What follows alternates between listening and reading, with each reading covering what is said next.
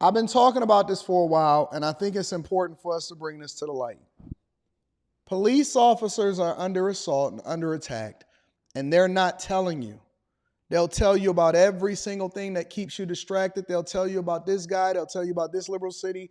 They'll tell you about some kind of crime. They'll say, all police is going after everybody. This is what I'm trying to tell y'all. Every single day. And when I say every day, I mean every day. Every single day.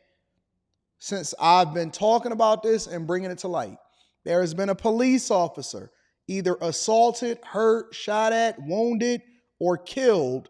And more often than not, they are taken out and killed. Shout out to Jamal Parks. I'm definitely going to be reading that super chat shortly. They are being taken out at a massive rate. And it has been like this for a long time. And so while they're out here protesting against police officers, I'm trying to tell you that we need to do what we can in order to get things together, because they cannot do it by themselves, and they are under duress, they are under assault. For everybody, and most of us have some form of a corrections officer, a police officer, state trooper, somebody in our family that's out here trying to do the best thing for the community. Often at times they're raised and they serve the very communities that they're policing. Be very, very careful. Love on them, appreciate them, because they are doing one of the hardest jobs, and they get no love, no accolades, no nothing as a result of it. Check it out. Well, this morning, Euclid police are comforting one another after losing one of their own. Yeah, the urgent manhunt for the suspect who shot and killed Officer Jacob Durban is now over. News 5's Elizabeth Van Mitri followed this story from the very beginning. She joins us live from the Euclid Police Station this morning. And Elizabeth, can you please walk us through what led up to this tragic situation? Yeah, Mike and Tiffany, the incident didn't happen far from where I'm standing right here. It happened on East 211th Street. A call came in to dispatch the Euclid Police Department out there for a disturbance. When they arrived, when they arrived to the scene, they found the officer was ambushed as soon as he got there. Now, before we dig into these police officers as being ambushed and taken out on a regular basis, imagine this. When we first started hearing about people talk about defund the police and all of that, right? What was their solution? Well, we need to dispatch more police officers and therapists.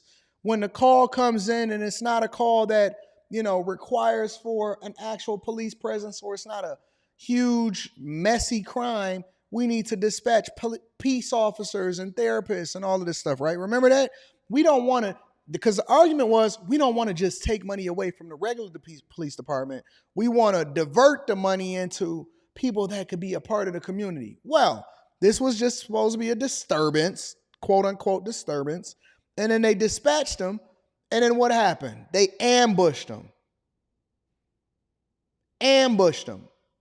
Man, if y'all don't stop being Monday morning quarterbacks about where it is that we supposed to be diverting our funds to, or whether or not we supposed to be funding our police officers, man, if y'all don't get on up out of here with that, it was just supposed to be a regular disturbance. Police officer get there, they ambush them. Now tell me how many peace officers you want to be dispatched out to this situation. How many of them, how many negotiators can come in and figure this out with their clipboards?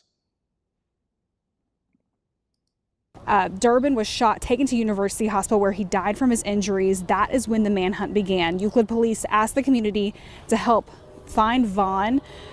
We got a description plus information of the white Volkswagen they believed he was driving around 1:30 p.m. Sunday afternoon. Reports started pouring in of a heavy police presence in Shaker Heights at an apartment complex in Van Inken Boulevard. When our crews arrived around 1:45, SWAT and bomb squad and multiple agencies were all there in a standoff. Neighbors telling News 5 around 2 o'clock they heard several gunshots. Residents inside told to stay in place. The U.S. Marshal Service saying attempts for a peaceful surrender were ignored. He was not willing to give up and come out, surrender peacefully. At the end of the day, we did a lot of things during the course of this day, including sending in a number of drones that he shot at. Dude was shooting down the drones. The standoff ending in Vaughn's death. It is not known at this time. Typical suspect. Neck tattoos, receding hairline, fit the description. The usual suspects is y'all keep telling me, Anton, it's racism to see all of these guys in prison. Why do you have 13.6% of the population committing the majority of the crimes? Oh my God, it's institutional. It's systematic. No, they're walking around with tattoos on their neck. They got all of their homegirls to say free Ray Ray, and they out here ambushing police officers, and they operating like they got nothing to lose. And you got to walk around these guys every day. You see them in the grocery store. You see them in the line in order to get their food, they takeout order. You see them every single day. These guys are monsters. Monsters. And then I got to walk out here and defend myself against the idea of a stereotype. No, the stereotype is real.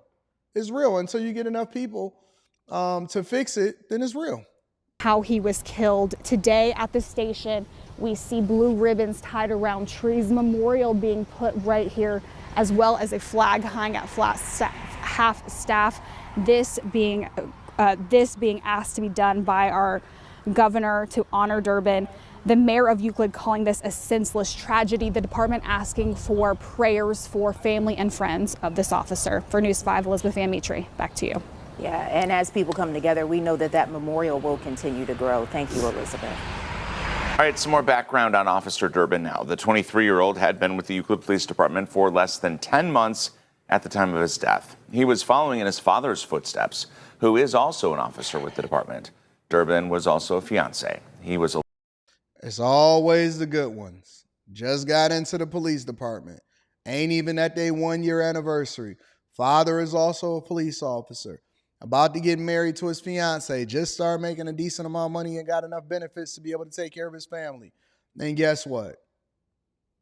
Homeboy with the neck tattoos don't see him as a human being. They don't see him as a person. They don't see him as a potential father. They don't see him as a man that's about to get married. They don't see him as a son. They see him as the ops. Why? Because of his uniform. The uniform makes you an op. By default, going out to a disturbance, trying to figure out what's going on, and you get ambushed. Fiance, son, the whole gamut of things. Less than a year on the job and already taken out. A little more than 2 months away from getting married. His family, friends, and those who worked alongside him, even the community, now united in their grief. The woman don't even get his benefits because she wasn't even married to him. She don't get nothing. Everything that they would, man, listen, bro. Everything that they was planning, it means nothing. You know why? Because she don't get nothing. She don't get his life insurance. She don't get nothing. For those of y'all that keep shacking up, not saying that this is an example, but this is an example of something that you really got to be careful of. She don't get nothing. 2 months away from getting married, 2 months away from his 1-year anniversary. Son, life insurance, nothing. She don't get nothing. You know what she get? A broken heart, a criminal that you can't even hold accountable because she can't even face him and hold him accountable for what she did to her future husband. And everything is just gone. Everything gone.